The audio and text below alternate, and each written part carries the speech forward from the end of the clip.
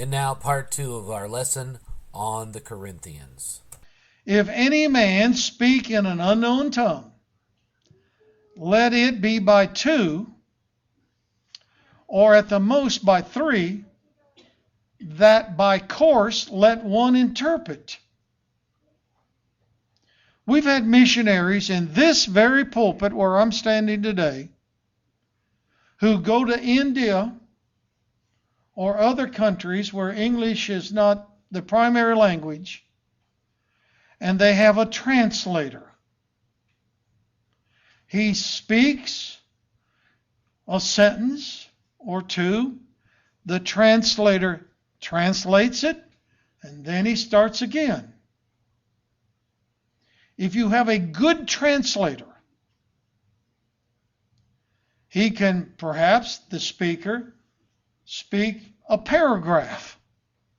And the translator is so good, he remembers and repeats it. Now, what's Paul saying here? If you got two or three men that's speaking a different language, that's fine. By the way, notice he said three, limit.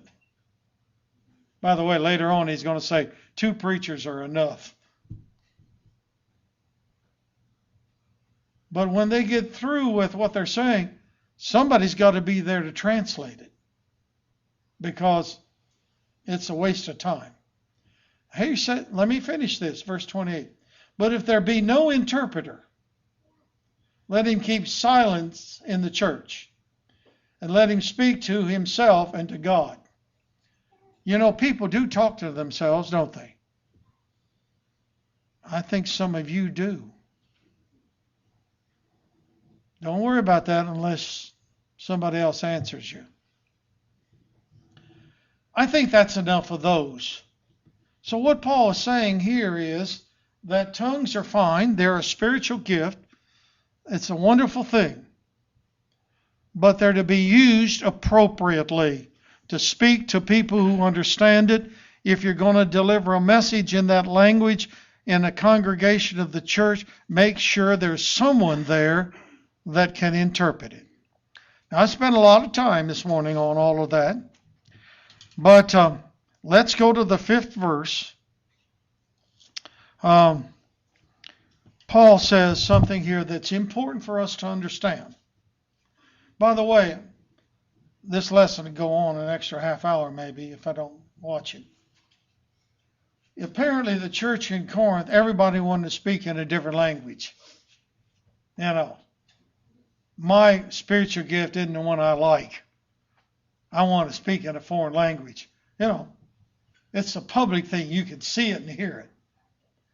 But in verse 5, he says, I would that you all speak with tongues, but rather that you prophesy, teach, or preach.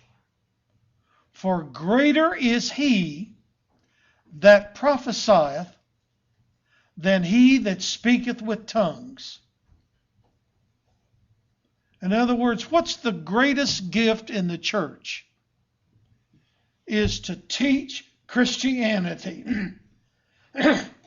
Excuse me. Whether you're up here in a Sunday school class or in a one-on-one relationship, the greatest thing one can do is to teach Christianity. Well, I got just a few minutes left. Now we'll get to our subject. Because if we don't understand tongues and all of that in this chapter, the rest of this doesn't make much difference in thought. Paul expresses in this 14th chapter what the goal of worship is to be. Now, folks, I'm going to read the verse to you in just a second. It's verse 3. Now, if you've got the King James, you're going to hear what I'm going to read. There are some others that are better than the King James in terms of understanding. Worship isn't entertainment. Worship isn't a show. on the part of a preacher or anybody else. Worship has a purpose. And here it is from the King James translation, verse 3. But he that prophesieth, that is, teaches or preaches, speaketh unto men. Okay, that's understandable. And here's what he is to do in the worship. Number one, he is to practice or teach edification. Okay, Vin Morgan has spent a lot of time this week in his Greek lexicon. That's the only Greek I know. I'm looking it up.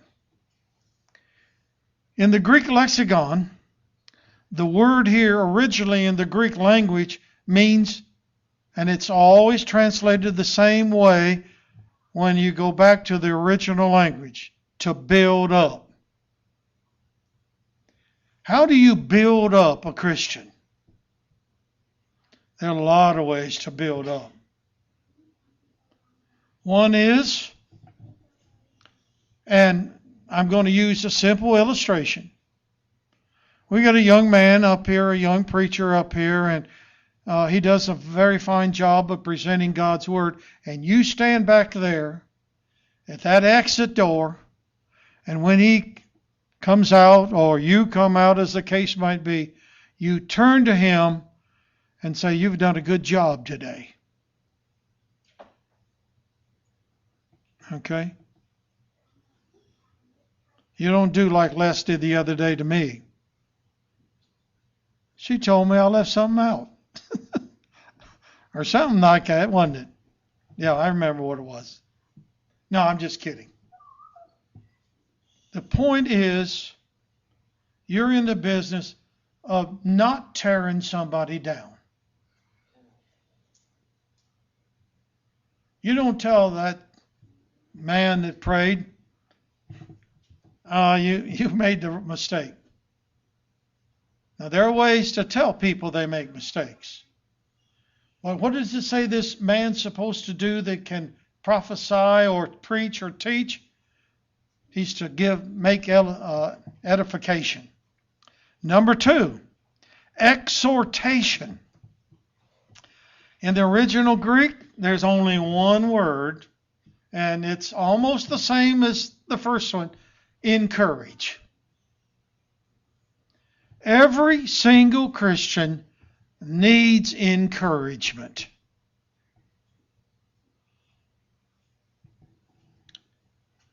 You know, one time I was speaking, I think this was at Westview Church, offered the invitation in this huge auditorium and 400 people in attendance. And here came a woman down the aisle. And she was crying a little bit. And I remember her last name. That was easy. Morgan was her last name. Can't remember the first one right now. And I knew her pretty well. And she told me up on the front pew, she says, "You know, the harder I try to act like a Christian, the more I realize I can't do that." And you know something? After the service was over, here's an auditorium with 400 people in it. I bet at least 100 of them came up front and waited one at a time. And I heard a lot of things that they said. They said, "You know, I feel the same way and I'm working at it. You're doing a good job. And you're going to make mistakes." What are they trying to do, folks? Encourage her. You know, children need to be encouraged. They don't need to be put down. Now, sometimes they need to have their mistakes corrected, and sometimes you use the posterior end, but they need to be encouraged. You can learn algebra, Joe. whether he does or not, he needs to think he can. Christianity isn't for cowards. It isn't for people that don't have faith in the Son of God, and they have to have faith that God will help them get through till death. So what's the assembly of the church to do? It's to build us up, to encourage us. Now there's one more, part 3. The King James uses the word "and comfort." This is the word that, when I think comfort, I think somebody patting you on the back and all of that. But when I looked it up in the Greek, it doesn't have that meaning at all. Most modern translations have another word there. And most of the time, the word they put there is to persuade or arouse. Now, one of the things that we're to do in this assembly is to arouse each other to do good works. By the way, that's what it says over there in 1 John. Arouse each other unto good works. We're aroused to arouse each other to do better tomorrow than we did today. To persuade people. Preacher's job, one of them, teachers, Sunday school, that passage in Matthew, love your enemies. Well, it takes a lot of persuasion on the part of a teacher or preacher to implant the idea of what that means in the life of a Christian. That's the purpose or the goal of worship. Now let's quickly go back to the 11th chapter. They'd made a mess of the Lord's Supper, right? So what did Paul tell them to do? To be respectful in what? Remembering the death of Christ. Well, my time's passed up, but I'm not through. There are more things in this passage that Paul says that needs to be practiced in worship. And up here in what verse is it? In verse 15. What is it then? I will pray with the Spirit, and I'll pray with the understanding. I'll sing with the Spirit, and I will sing with the understanding also. The idea is that in worship, everything that's being done is something that we need to have our attention on, but we need to understand. Some people suggest, why don't we hum in worship? What does humming teach you? Unless what? You know what the tune is and what the words are. Okay, let's say we have an orchestra and they're playing one of Beethoven's symphonies. I don't know how many of you are Beethoven fans, but anyway, it sounds sweet, doesn't it? It sounds wonderful. I love the William Tell Overture. Do you know what that is? Ryan, you know what it is? What is it? Ryan, tell me. He doesn't know either. It's the background music to the Lone Ranger. That's the William Tell Overture. But folks, it sounds good. What does it teach you? This whole chapter says the things that are being done needs to be understood. And then he uses that context. I didn't read those verses to you. The context is speaking in tongues may be fine, but you don't know what's going on. What are you learning? Nothing.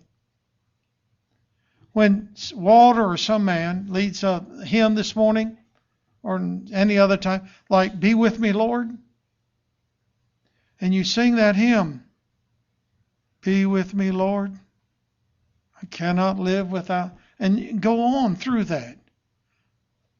I loved it when the song leaders at night here at Perry used to sing, "Day is dying in the west," and we was all looking out the window. And then they read on in that hymn or sing it, and there's a lesson being taught there. So everything we do in worship needs to be something we understand.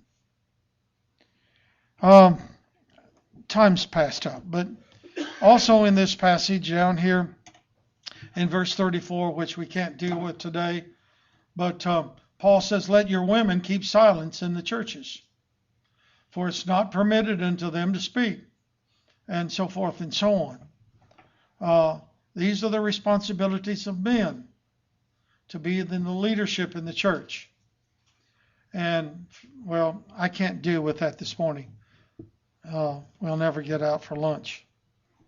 There's one more verse in this 14th chapter. It's the last verse. You ready? This is it. End of the line. After all these things, I told you when I started, there's a whole lot here. At the very end, Paul says, "Let all things be done decently and in order." Worship service is not chaos. It's not entertainment. It is not a show to show somebody's talent. Some preachers are better than others. Some are like me, not so good. But folks, it's not me. It's the message. Well, and I debated with myself this morning how to handle this because there's so much here. But the important thing I want to leave you with is verse 3. Worship is to edify, to encourage, to build up, and to arouse us unto good works. As we close this lesson, we also extend the invitation of Jesus Christ. Many of you have been baptized into Christ a long time ago for the forgiveness of sins after your confession of faith. If you haven't done that, you need to do it in order to be added to the Lord's church. Acts chapter 2 says that. So we extend that invitation to you now while we stand and sing number 575. What is it, Walter? Softly and tenderly. Will you please stand?